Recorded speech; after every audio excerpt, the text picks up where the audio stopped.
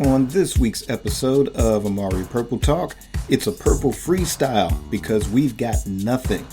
But we're going to keep it purple and on the one.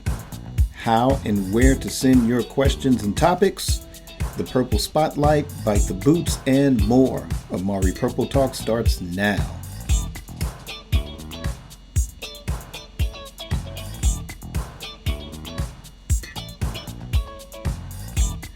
Welcome to episode 33 of Amari Purple Talk, a Prince podcast where I share my thoughts on the Prince musical singularity. I'm Richard Cole, your imagination funk soloist. And with that out of the way, we're going to dive into our topics of the day. And we're going to start with basically the nature of physical media. So the question is, if you now want to buy physical media, where would we go? And of course, we are now weeks into our stay-at-home orders, our self-quarantines. Everything is still changing by the minute, it seems like. But this is the way we're going to get through it. So hopefully we'll get through it. Hopefully everyone's staying safe, staying at home, doing what they can to keep this from getting out of hand. Of course, our state here, Missouri, we just had, or actually by the time this airs, we would be on our official state stay-at-home order. Apparently my day job is still considered essential. Won't get into that. We've gone over that enough. But that being said, I'm not there as much as I would normally be. So that being said, I've been home, still going to be home for a few more days, and just kind of trying to think of ways to make the show better, redoing some projects that I started on, rethinking a few things here and there, and just enjoying time being at home. Me and the missus, it seems like our dates are now the grocery store now, so that's pretty much been it. Trying to catch up on a few books, few movies, trying to catch up on some streaming shows and documentaries. Got to check out Miles Davis' Birth of the Cool documentary. It is on Netflix. I believe it's also available on PBS as well. It was part of their American Master series. If you have not had a chance to check that out, by all means, check it out.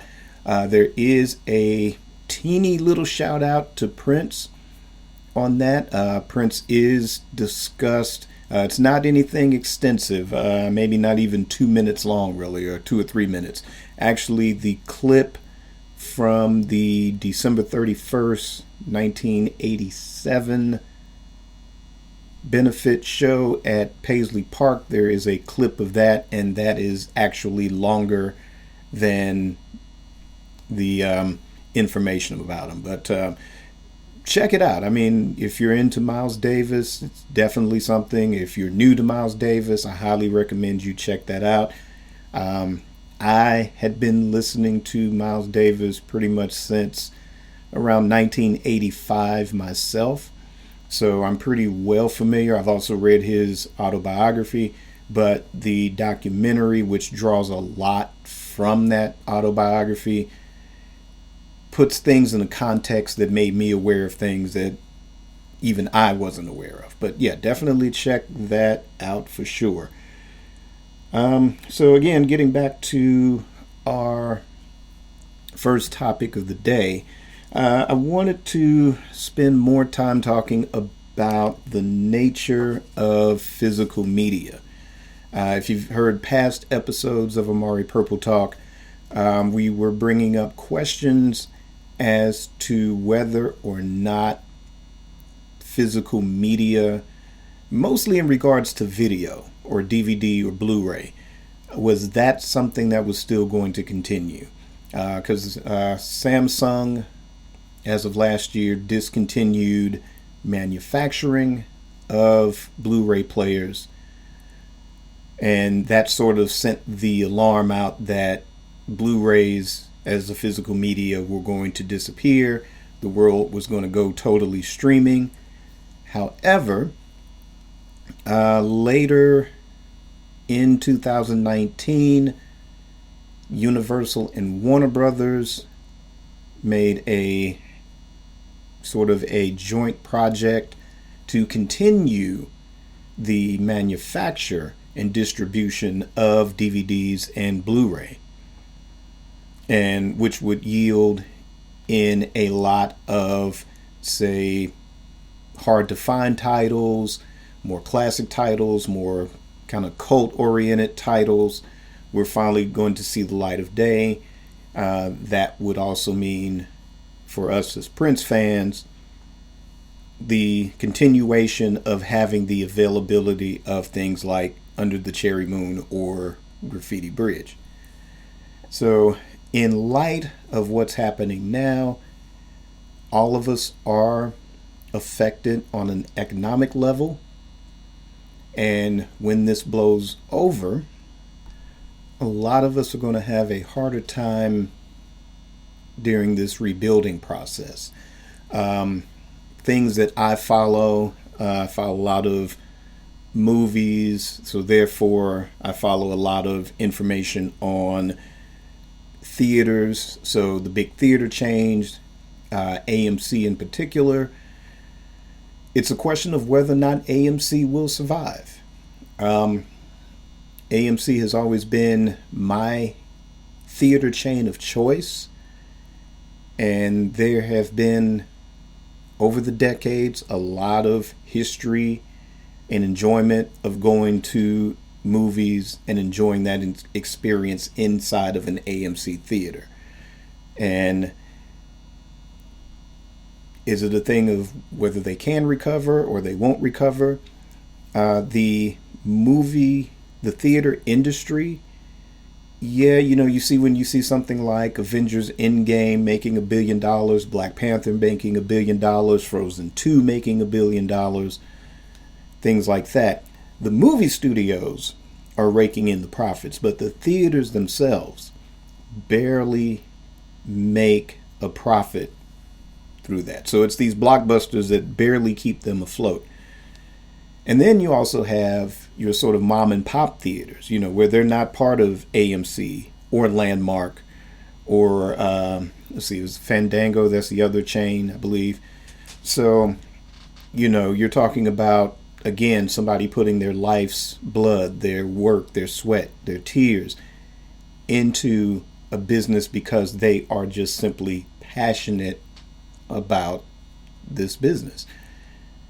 And they don't always get the major blockbusters that draw a lot of people in. You also have a lot of sort of art house theaters that don't focus on the blockbusters. They focus more on the indie films, or if it is a big budget film, they're films that more than likely are Oscar contenders.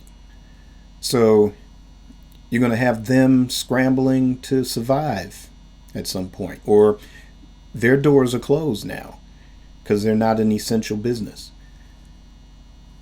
And like I said, this affects everyone across the board, big businesses, but the small business and the entrepreneur at this stage are having a harder time of it than, say, the bigger corporations. So that being said, in regards to physical media, of course, they can always still distribute through Amazon, but not everyone buys through Amazon. Yeah, they can still put physical media into a Walmart. They can put it into a Target. But as you well know, unless this is something that is a brand new current release, you're not really going to find, say, in the case of Prince, you're not going to be able to go into Target or Walmart and really just rifle through a good 50 to 60 to 75% of this man's catalog and go buy your favorite album, if you're trying to fill holes in your collection or for whatever reason.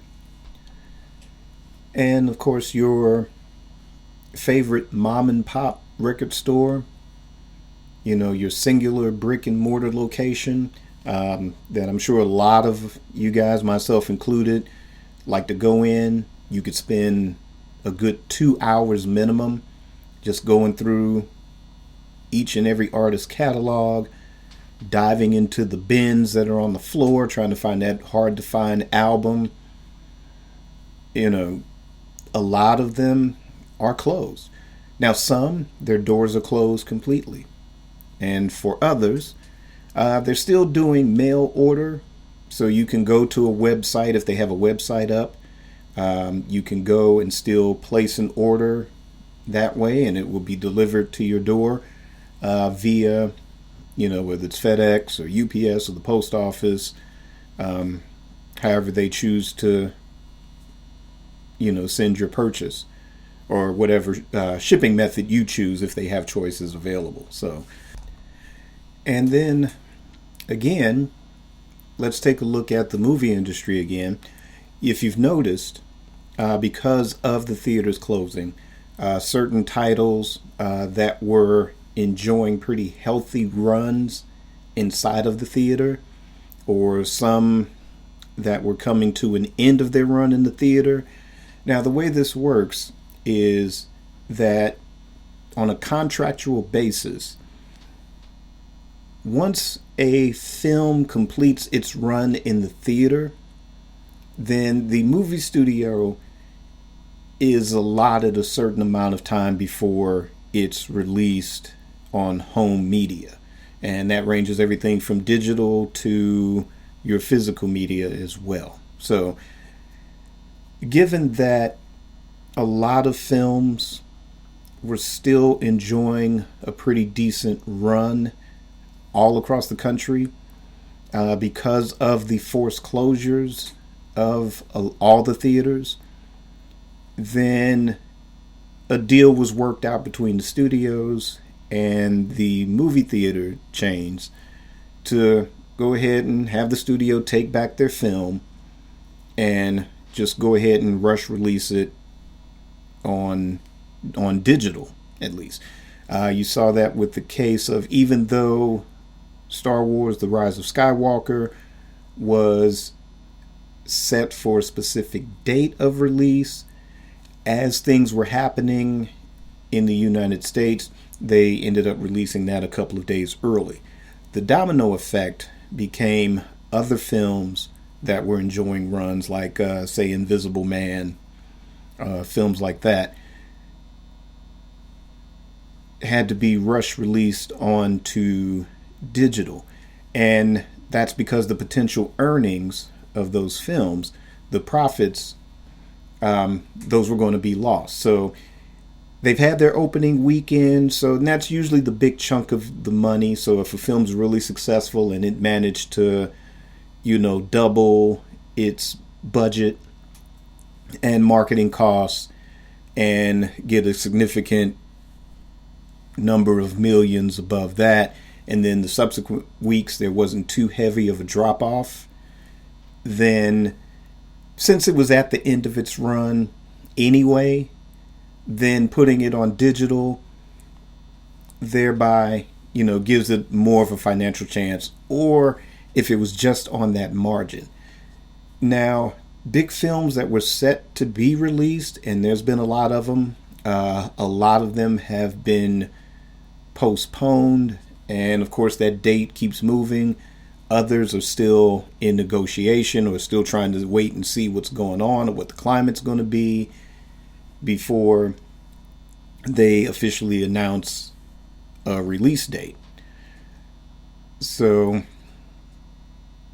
again, once we're all able to go back outside, of course, we all want to go to the movies. We all want to go to our record stores. We also want to go out to eat, sit down in a nice restaurant, be able to go to the park, and get life back to normal. And as Prince fans, Of course, we were anticipating the release of One Night Alone and the Up All Night box set and the Rainbow Children reissues. And of course, those have been postponed from its original April 17th date to May 29th. And hopefully it will get to that. But again, in order to get this crisis behind us, to get more people tested, to get more people feeling better, and decreasing the number of lives lost and hopefully getting that number to 0, then if they have to move it to, say, Christmas, again, I won't be mad. Do what you have to do. And we're all doing our part to ensure we're doing the right thing, we're being responsible, and hopefully, like I said, we can get this behind us sooner rather than later. But that being said, as all of us are really trying to rebuild our lives at that point, and like I said, some businesses are going to succeed, some won't. And if the barometer for at least things on video, if it looks as if streaming is going to be the way to go, because that's the thing too, even when we do get back to normal, or we learn how to operate with the new normal that allows us to be outside and back at work and back in school and things like that, will we be more, or let's put it this way, will our senses be heightened to a higher degree to where we're more sensitive about things like, maybe I shouldn't mail order, or maybe I shouldn't do this or that, or, heck, it was easier doing this from home, or it's easier if I order something through online as opposed to just getting up and going to a store to do it. I mean, not all of us are going to be like that. And that's the thing. When things do change for the better, then these people are going to need our help. Every small business. Like I said, I'm focusing on the record store because this is, for all intents and purposes, mainly a music program. It's a program about music. So I'm focusing on the record stores just on this, but my mind and my heart is with everyone that is trying to hold it down, whether, they had a comfortable job and they've been furloughed.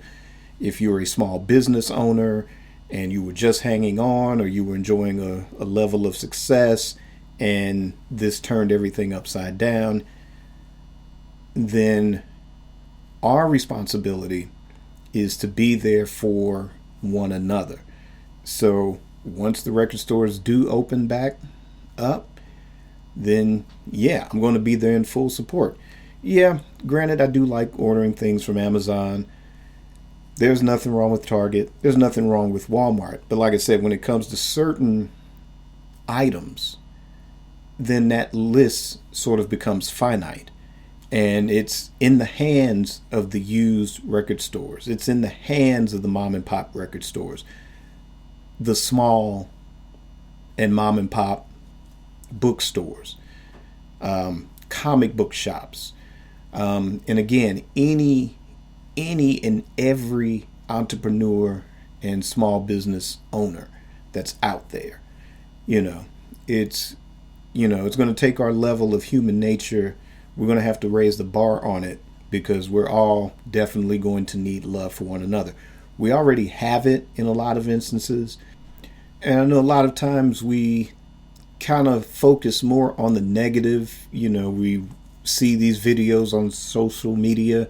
We also see things on television, the media, the news, and it tends to focus on the negative, or it seems that that's heightened more, even though they also do focus on more human interest stuff too, and more examples of people showing love for one another as well.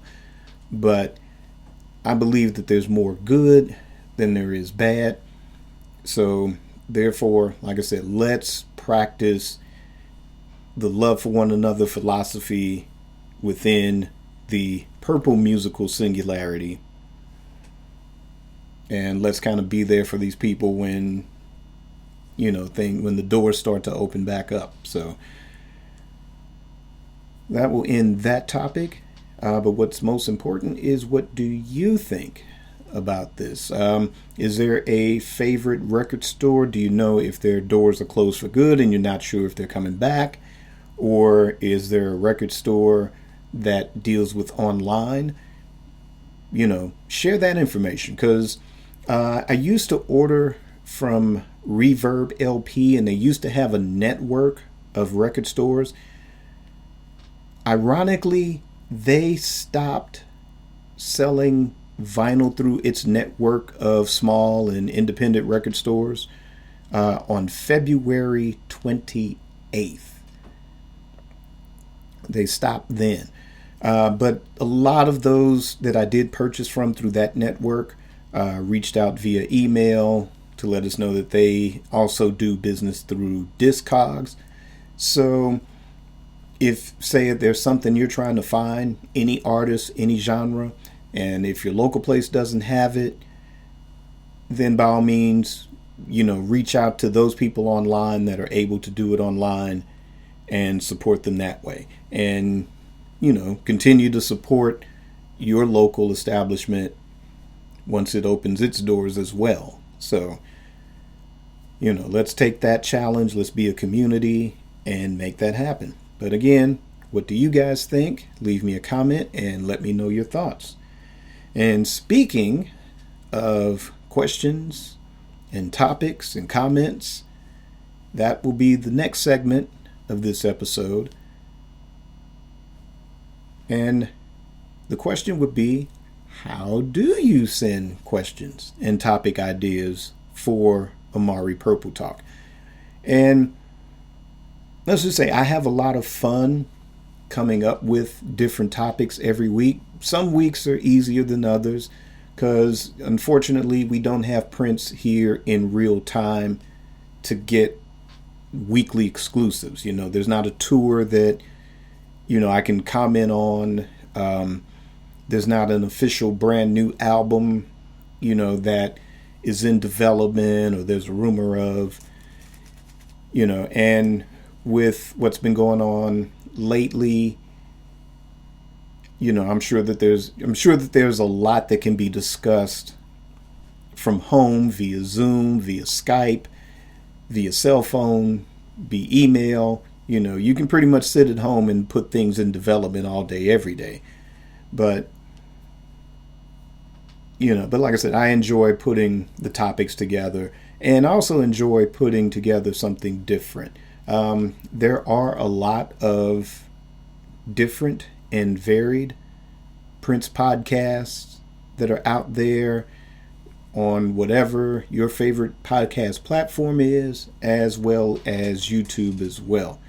And a lot of those I know I've enjoyed listening to over the years and draw a lot of inspiration from. Everything from, the Prince podcast with Michael Dean and the Podcast Juice, also to the Violet Reality, Muse to the Pharaoh, Peach and Black podcasts. There's so many that's out there, like I said, that I draw a lot of inspiration from. And then there's Chris Johnson. He's got a podcast that's great. Great interview with Jill Jones on that I checked out, as well as a few other episodes. And that's the beauty of it. Everyone's different, and we all have different opinions. So it's great to kind of check those other ideas out, and whether you agree or whether you disagree. Like I said, the whole thing is that we're a community, and part of this podcast is that's something I want to develop more of, as we're on episode 33. Barely, just a little over 6 months into this podcast, and there's still a lot of miles to go, or This ain't nothing but a muffin. We got a lot of butter to go. So how do you send in a question or topic for the show? Because that's something that I would definitely welcome. And I did answer one question last week. I've had a chance to respond or create topics out of a few that have reached out via Facebook. So usually what I do is create in-show graphics that are the topics, of that particular episode, and drop those on as many of the Prince pages on Facebook that I possibly can. And a lot of the comments that come through on those, sometimes those springboard into topics that I end up creating for the next episode. And others, like I said, I just kind of do it as the spirit moves me to do it. If there's something that is breaking, and if it's something that I do want to tackle, there's that. And again, like I said, I kind of go off of, okay, there's a lot of rumbling on social media about a topic, then that might become one of the main topics. But usually, like I said, most of the comments that come through on Facebook come through there. So if you're comfortable doing it that way, that's fine. However, also in the show notes, there are my points of contact on social media. There's Richard Cole _now, and the now is in all caps, but it's right there in the show notes, so you can just copy, paste, or search via Twitter that way. There's Richard Cole _Amari on Instagram, so you can find me there as well.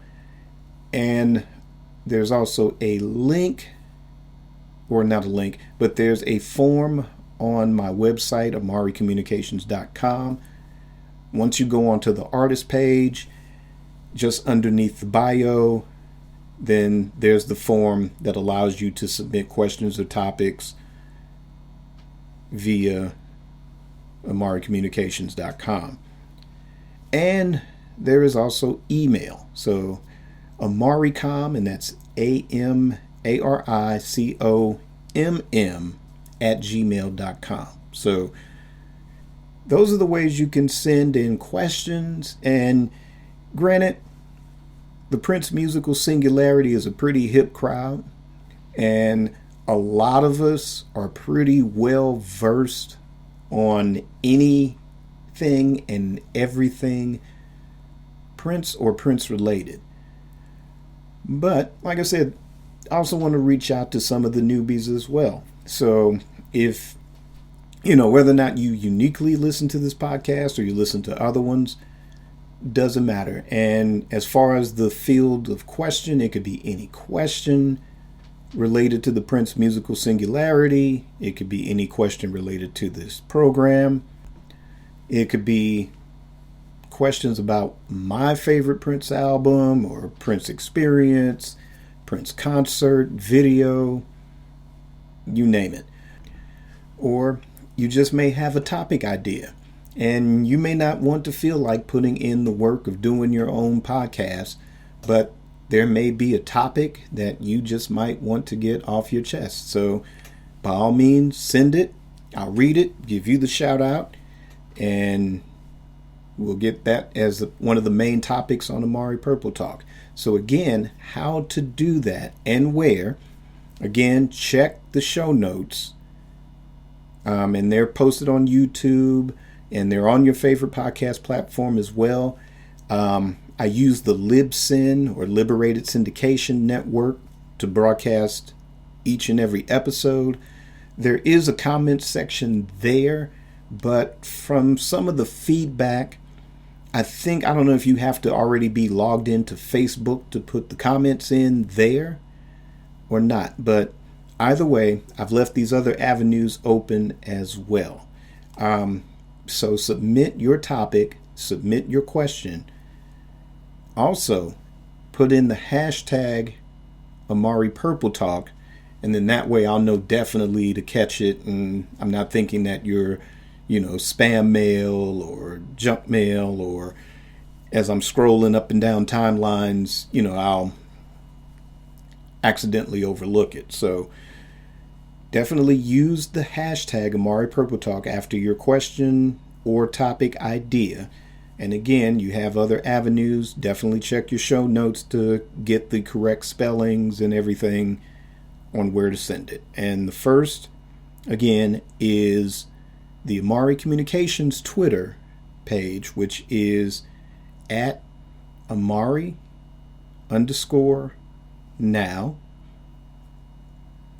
Then there's also Instagram, which is Richard Cole_Amari. There is also my website, amaricommunications.com, and my email, which is amaricom@gmail.com. And again, that's spelled AMARICOMM@gmail.com. And again, use the hashtag Amari Purple Talk, and hopefully you see your question or topic idea on a future episode. So get to typing, folks, and press send. All right, and now we're going to move on to our Purple Spotlight. Our Purple Spotlight is a segment that highlights a Prince album, film, video, or an associated artist.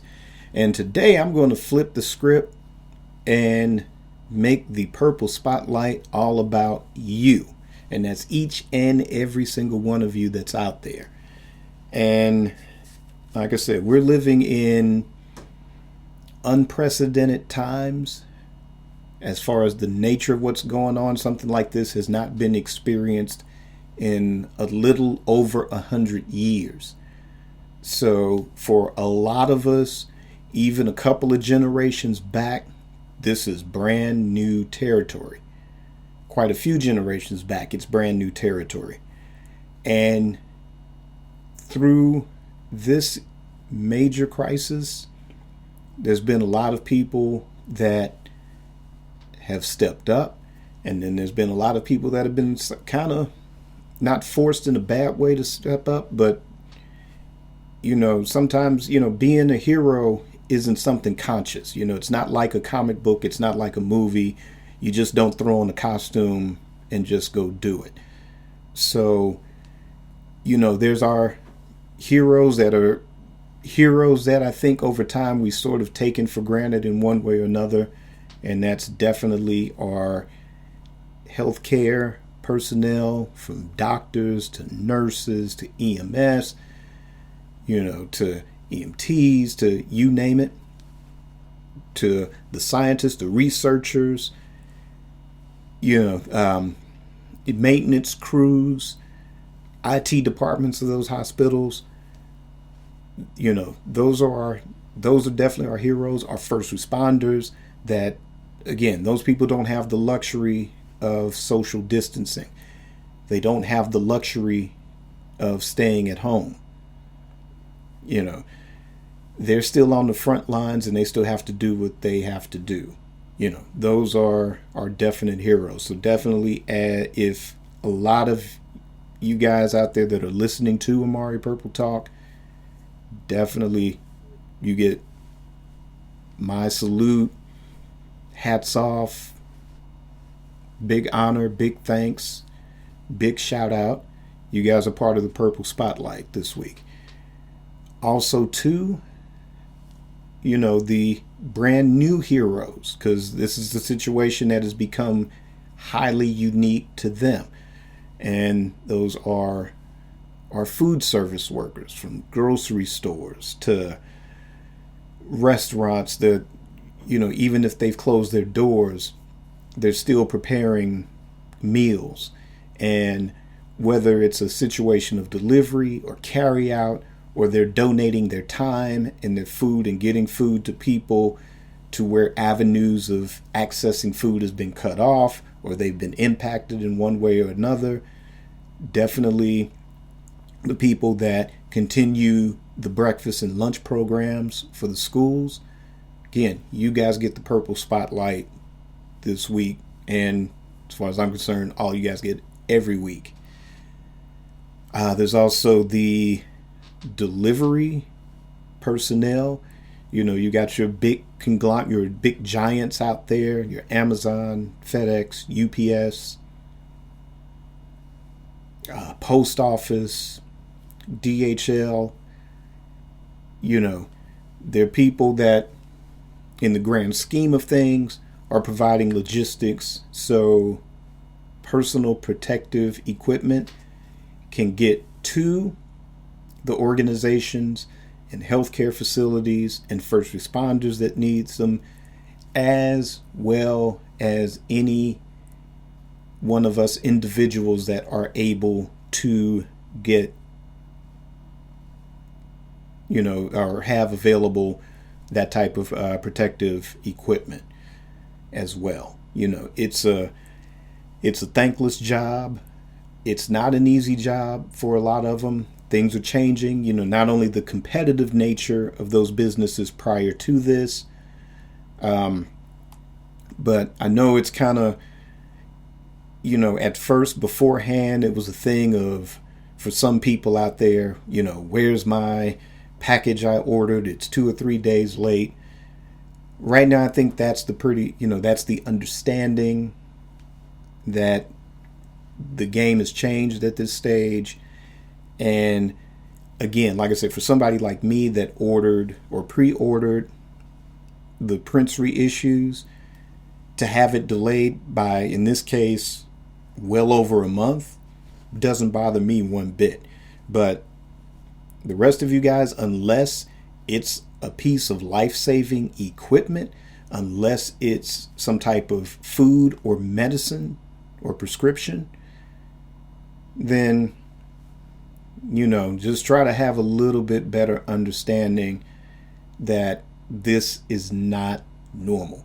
And things are not going to be normal for a long time. And even when it appears to be normal, then there's going to be some rules that are changed. The game is now changed with this as well. So again, my hats off, and the purple spotlight goes to all the delivery drivers, the people that work in the FedEx offices, the UPS stores, all you guys out there, because no, it's not an easy task, because we're all, like I said, in new territory, and we're running through a wide range of emotions. We got a lot of stuff going through our heads, and before we can get a grasp on one concept, somebody somewhere is changing the game, whether it's your media giving you these numbers every day, governments changing or extending things even longer, we're in the house longer, the stir crazy is setting in, and all of this. It's too many changes at a rapid pace. But like I always say on this program, when you find yourself in a situation with way too many moving parts, you got to center yourself and just try to find your way, find your opening. And, whether it's that extra time to save, to make sure you're safe, make sure that your family is safe, make sure others are safe. If you're out there in an essential position, just try to hang in there. And like I said, we'll get through it together, and we'll definitely get through it through love for one another.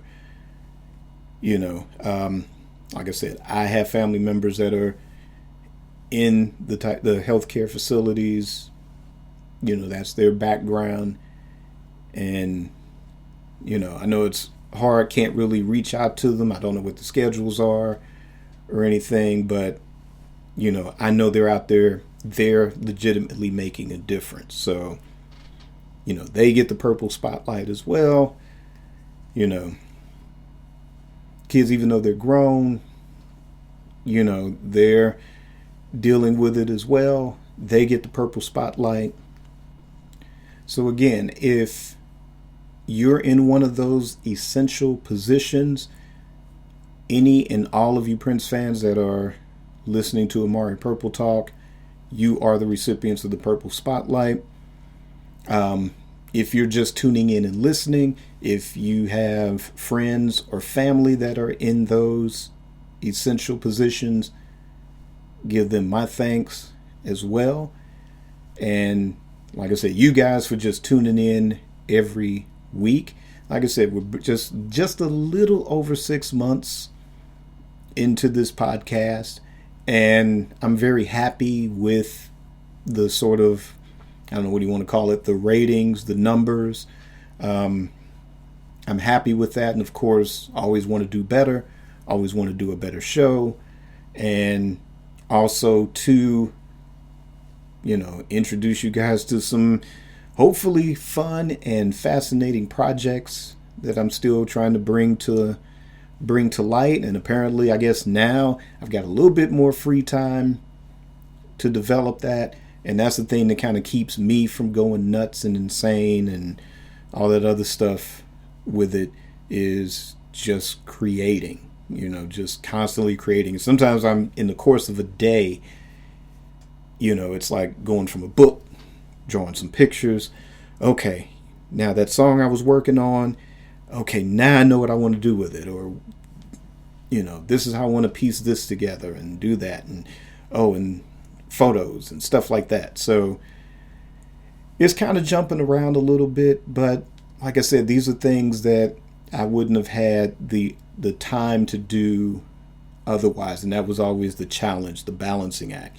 So now this has sort of become my way of staying centered in this, vast world of moving parts, because what's affecting New York is affecting us. What's affecting us is affecting, some of the other states that have not gone to stay-at-home orders yet. Is there a federal one that's on the line? How much longer? And we don't know. And that bar keeps moving. So hopefully we can get it to where, like I said, everything is down to zero at this stage. So, but like I said, how I'm personally dealing with it is, like I said, just keeping the creative fires going. Hashtag stay safe, hashtag create. And definitely stay in, because a lot of places here included, the recommendation is for you to, even if you're just going outside, especially going to the grocery store, folks, make sure you've got a mask. Try to create one if you can, because I know they're hard to find as well. But again, the unavailability of masks is because the majority of them are supposed to get into the hands of the folks that definitely need them. And those are our people on the front line. So, again, let's just hang in there and just have love for one another.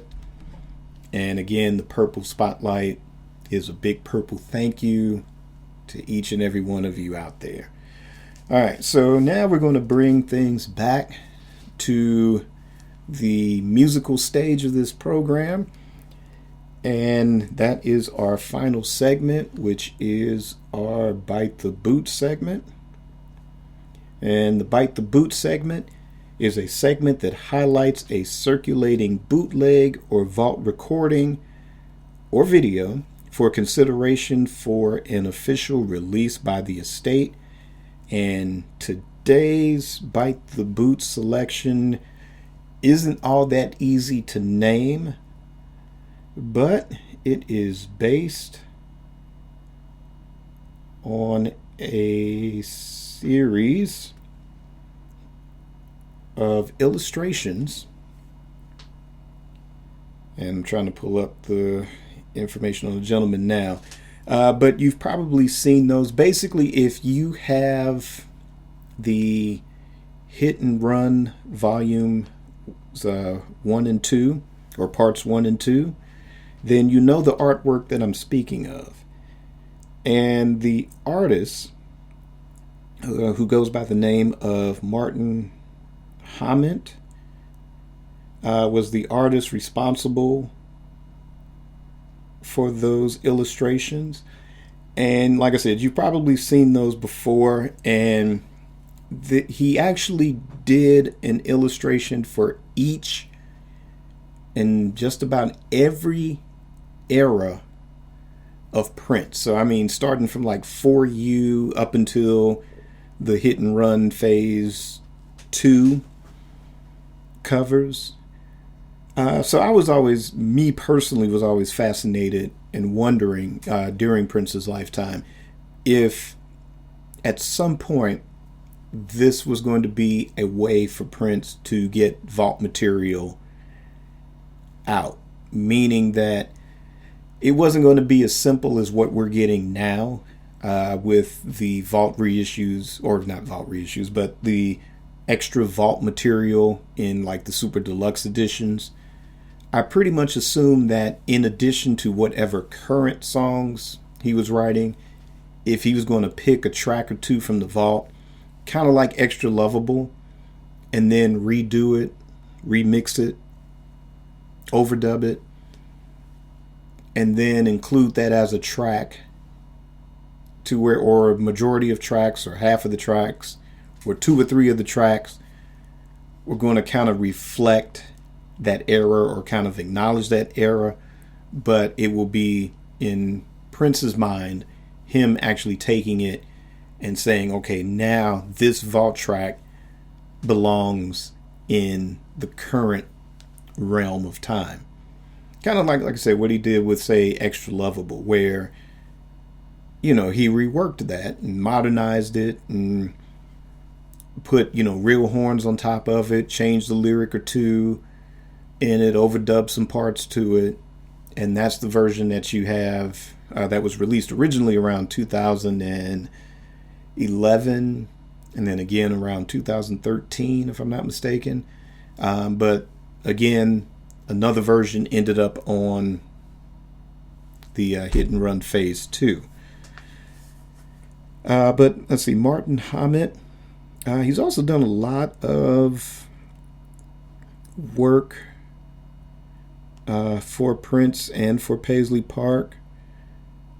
He's also done these sort of, I guess they kind of look like avatars, I guess, for lack of a better description. They just look like, you know, computer avatars that you can use. He's designed a couple of Prince t-shirts. He's designed the cover of the Paisley Park book that you can purchase when you go on tour. You can also purchase it online as well on the Paisley Park website. He's done illustrations for, or not illustrations, but graphics for the Celebration 2017. He's also done one for Mono Neon, looks like, I guess, one of his album covers.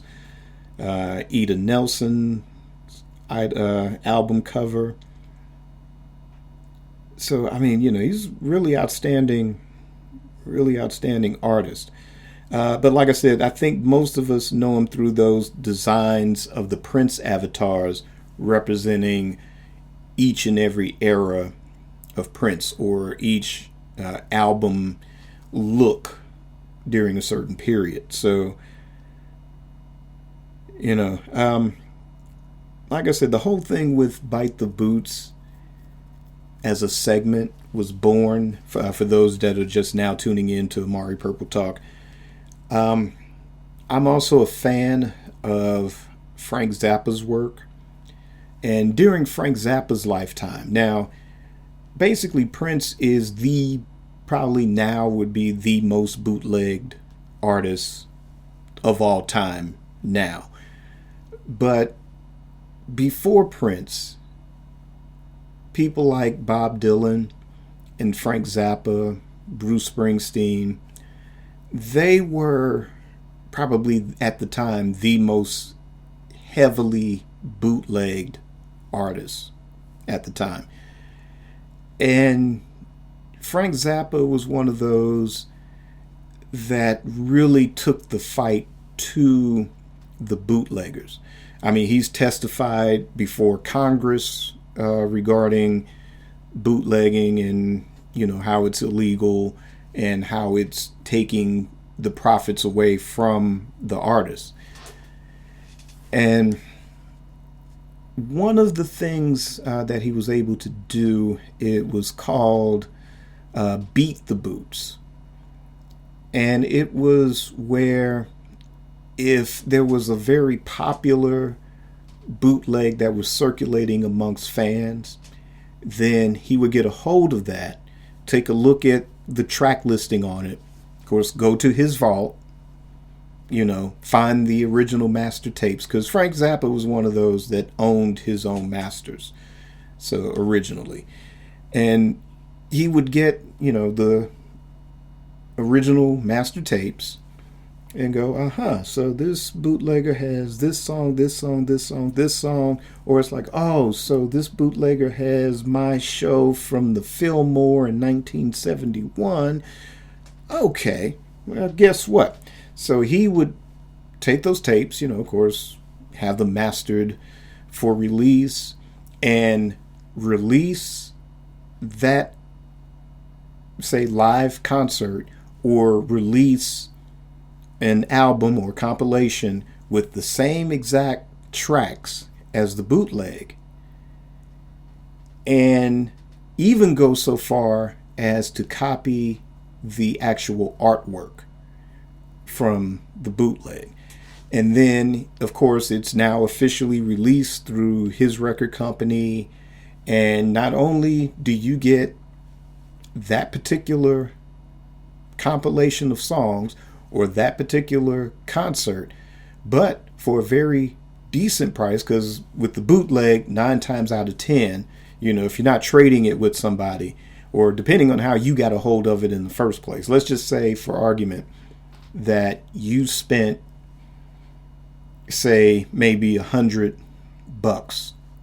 to have this because you couldn't get it anywhere else. Well, now guess what? Here's a compilation, or here's a live concert that you could get for, depending on what the going price for the vinyl, the going price for the CD. So let's just say, for argument's sake, what you spent $200 or $100 on for a crappy quality album, cassette, CD, or whatever, then now here from the artist himself, you get a very pristine and clear copy of that same album. And like I said, it's from the original artist. It's mastered and mixed professionally. It's clean. You hear all the nuances. It sounds great. And you only spent $20 for it. Yeah. So with our Bite the Boot segment, like I said, that was heavily influenced by that whole concept. And what I was thinking in regards to this week, because I ran across where you see it online, where, like I said, you see each and every avatar it's like a collage, so to speak. And like I said, I always wondered, even during Prince's lifetime, was his intent, since especially since after like right around after 2014, you started seeing these avatars, and then you started to see Hit and Run Phase 1 in 2015, and you also saw Phase 2 as well. So right around that time, was the plan, say, if he wasn't coming out with, say, something which we're still waiting to see happen, would be Black is the New Black, or Piano and a Microphone, which, Prince's 2 final recordings, one live, one don't know what stage of completion, but at least it was an album that was being worked on at the time. So in between stuff like that, since he had all of his own masters, would he slip something like that in? Say, take an avatar that looked like from the Parade era, and take a couple of tracks that, and like I said, as we found out, or as we're finding out now, we think we know everything, but then there's one or two little surprises that kind of get slipped into these deluxe editions. Like, every fan on earth has a particular version or a particular mix of one song, and then here's something that was like, what? That was recorded 6 months earlier? Or wait, no, he did this one 6 months later, and, we never heard of it. So, would it have been a case of taking tapes like that? Or would it have been a thing to where he was going to follow the Frank Zappa playbook and kind of do like a kind of a single CD crystal ball style collection of stuff where he just takes stuff, kind of just remixes it slightly, no extra overdubs, but kind of alters it slightly different than the bootlegs that we may have in our possession, and just release a set of those in between, say, the album that he just has to work on, because that's how he is. That's how he was with that. But the Martin Hammett artwork, I would love to see somehow, some way. Like I said, I'm not sure it could work digitally, but now we're starting to get desktops and laptops that no longer utilize CD format any longer. But again, there are those of us that love our physical media. So getting back to the question of the first topic is, will physical media survive this particular onslaught that we're in now? And if it does, and I'm sure it will, I don't think it's going to go away entirely. I think that, again, we're going to have to, for certain things, more so in the past than in the present, we'll have to lean on our mom and pop stores a little bit harder. But like I said, if this is something you come out with consistently, over time it can happen. Like I said, in between your, and once everything goes to Sony, it would be easier to do this. In between your sort of big box sets, big deluxe editions, that one, historic compilation. And what I mean by historic, meaning that there's going to be this collection of songs that represent a specific era, and the cover itself has to be unique to that particular project, as well as the liner notes, where if you take these sort of avatars as covers, I think this is something that you could do maybe once a year. Actually, there's two record store days, I think. One, I know definitely there's one in April, and then I noticed there was one in November. So I guess these go on twice a year. I guess the one in November is kind of their version of Black Friday, so to speak. So again, you could do maybe like a special release twice a year for Record Store Day and utilize these sort of avatars as covers.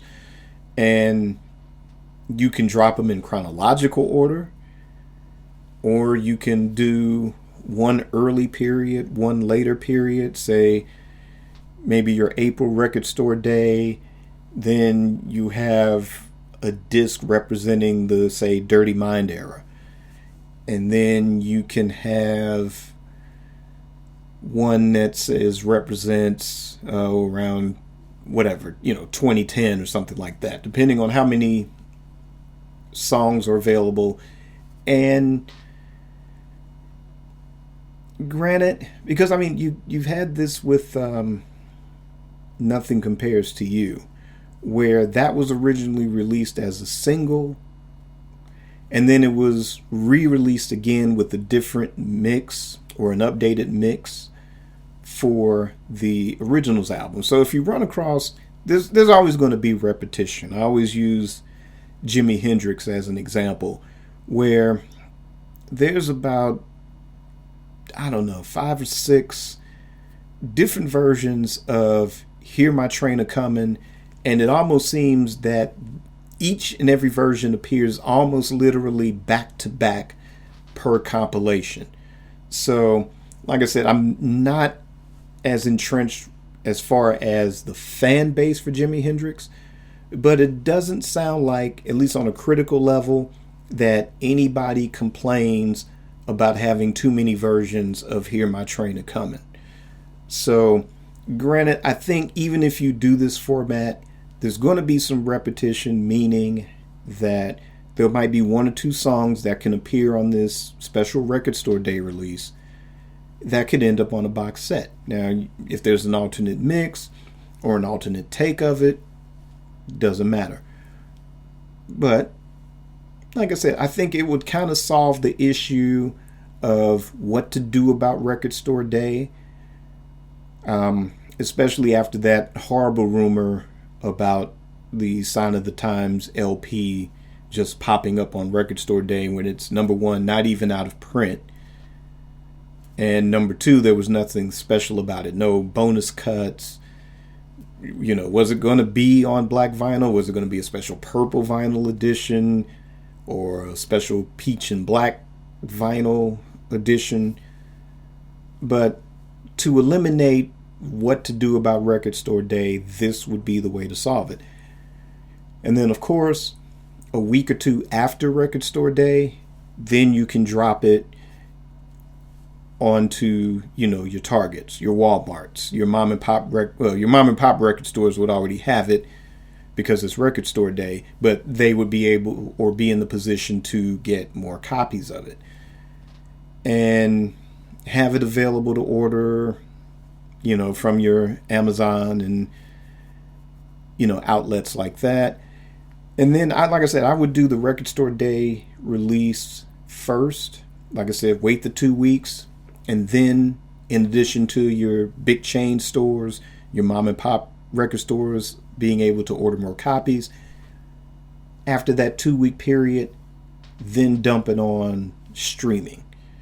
And I mean, both, you know, your subscription format and your Apple Music format or your Amazon Music format, to where you pay for the download.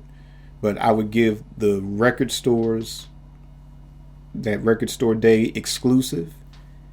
That would keep them afloat. That would keep us going into especially after this. Like I said, come April of next year, this should be announced. This would be my suggestion to the estate, to definitely put this out, because this, you know, would help bring that traffic, because, you know, we're Prince fans and we're going to show up in droves for that one. You know, in both Record Store Days, both April and November. And then too, again, wait, after that 2 week period, you know, your local record store, if you went down there and couldn't get a copy, then you put yourself on reserve, because they're going to get more copies in then, and get it that way. And then it's also available on streaming. It's also, if you just pay for downloads, it's available there. But in order to keep the mom and pop record stores open and keep the business going and give them the first exclusive, that should be the way to go. So again, I don't think anybody from the estate listens to Amari Purple Talk. However, if any of you out there have the ear of the estate, if you have the ear of Sony executive, or who's in charge of the legacy department, the reissue department, by all means, put forth this idea. It's free advice, folks. So put forth the idea, because I don't know, I would like to see that. Like I said, it also satisfies all of the people out there that are grumbling, all they do is just put out the hits. You know, all they do is put out Purple Rain in 1999, and this is, they don't think, I just want everything in the vault, everything. This would satisfy even them. Just pick stuff out from the vault, Get Michael Howe on the phone, let him think about it.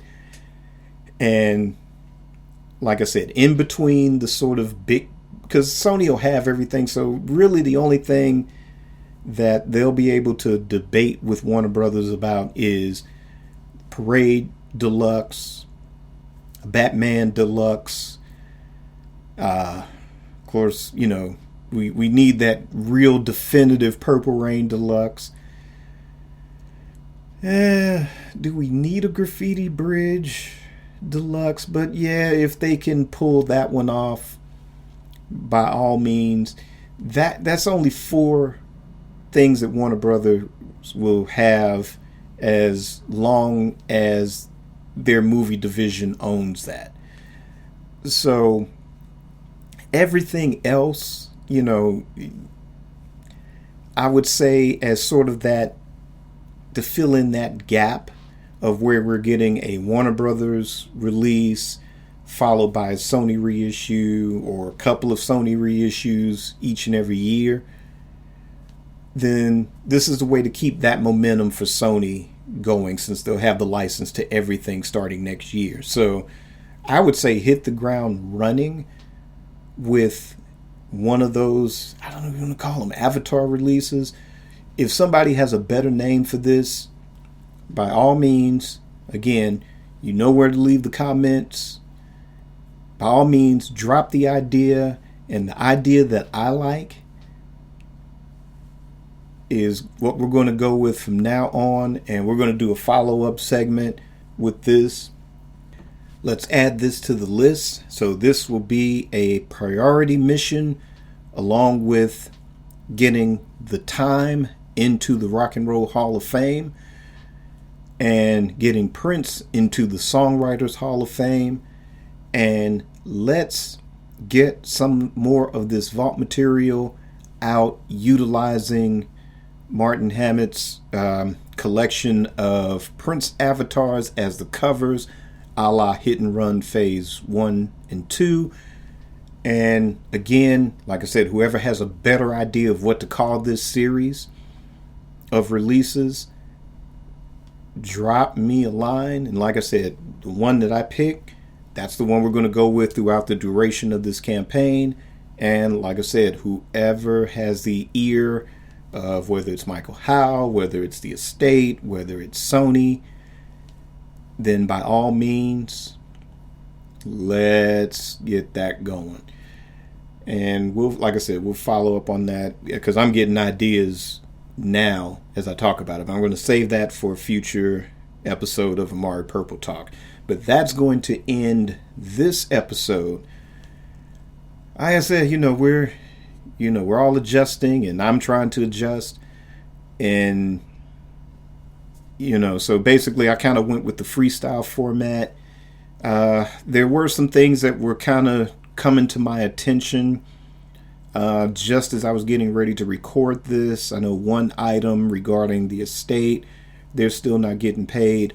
Actually, as I'm recording this, for people that follow Michael Dean's podcast, he will be following up on that topic. It's up for Patreon supporters. They always get the exclusives, and then probably a week later, we all will get to see that on YouTube or whatever your favorite podcast platform. So that's something I'm looking forward to hearing. It's not a topic that I really wanted to tackle. I've tackled it along similar lines a few episodes ago, and it was a hard one to get through because I really don't like dealing with that end of it as much. But, I respect these brothers and their show, and I enjoy checking it out. Actually, I'm a few episodes behind still, but I definitely want to check this one out next week, as well as the rest of you as well. That if you follow the show, you already know about it. If not, by all means, check it out. Great show. They do great interviews as well. So definitely check that one out. And then there was a little something about Neil Carlin's upcoming book on Prince, titled On and Off the Record. And I kind of skimmed through it. There wasn't enough in it for me to make that a major topic, but it did rekindle my excitement for this book. Basically, one of the tidbits on it regarding it was a quote from Susanna Melvoin, who was at one time engaged to Prince. She was also in The Family. She's also in F Deluxe. She's the twin sister of Wendy, and that's for all the newbies there that, like, who's Susanna? Well, that's who Susanna is, and go on Google and do your homework, kiddies, after that. So, but there was a quote from her regarding that. Basically, Neil Carlin, just about outside of anybody else in Prince's inner circle, as far as journalists go, Neil Carlin is probably the one that knows Prince the best, and is probably the most qualified person to write a book outside of Prince's inner circle. So, with that endorsement, I didn't lose any excitement for the book. That was definitely something that I'm definitely looking forward to. I believe the release date is October 6th of 2020. So I have that on pre-order, and that far out, that should be a release that should still be on time. So looking for that one definitely. And based on that, like I said, not enough to cover as a topic in full, but just that endorsement by Susanna was enough for me to get even more excited about this book now. And there's one other little thing, like I said, I don't know. This show really isn't one for conspiracy theories and things like that, so I really try not to explore those. We all have our ideas and our opinions. Won't get into it here, but it's if there's more in regards to the marketing of the book down the line for future episodes, I will definitely make that one of the main topics. But it is interesting, and again, that was something that definitely heightened my excitement for this book. And I would go on a limb and say even more so than The Beautiful Ones. And again, I got to put The Beautiful Ones in its own context, or I got to put it in a class by itself. And again, it's just due to the fact that we've only gotten just 50 pages, handwritten by Prince in that book. So I'm not going to penalize the book or hold judgment, but yes, my excitement is because with this book, we're going to get more, and it's more of a biography. It's not an autobiography, but to me, it's kind of, I'm getting the feeling it's going to be along the lines of anybody that's read John Lennon's 1970 Rolling Stone interview. My gut feeling is that it's going to be kind of heavy in that regard. And that's my guess on that one. So anyway, as we get more, then I'll make it a main topic on it. But it's definitely something I'm looking forward to checking out soon. So, but anyway, again, thanks for tuning in. And again, like I said, just check out where you can send your topic ideas, your questions on the show. It could be questions on just whatever. My favorite Prince era, favorite Prince band lineup, favorite album, favorite song, favorite whatever. Anything Prince related. How many times have I been to Minneapolis? Whatever, anything regarding the Prince musical singularity. Send those questions in and topic ideas. Also, too, check out AmariCommunications.com. Keeps you up to date on projects that I already have out, projects that are coming down the line at some point. And again, another place where you could submit question and topic ideas for this show. And you can also check out Amari merchandise. There's Amari Purple Talk t-shirts. there are Amari Purple Talk mugs, and there's also other Amari merchandise. The We Funk t-shirts, so to the last bass, to the last beat, to the last band, We Funk. Check out that t-shirt as well. Pick up something either for yourself, a gift for a friend. And again, thanks for tuning in. And as always, keep it purple, keep it safe, stay home if you can. And as always, whatever you do, or as James Brown would say, whatsoever you do, keep it on the one.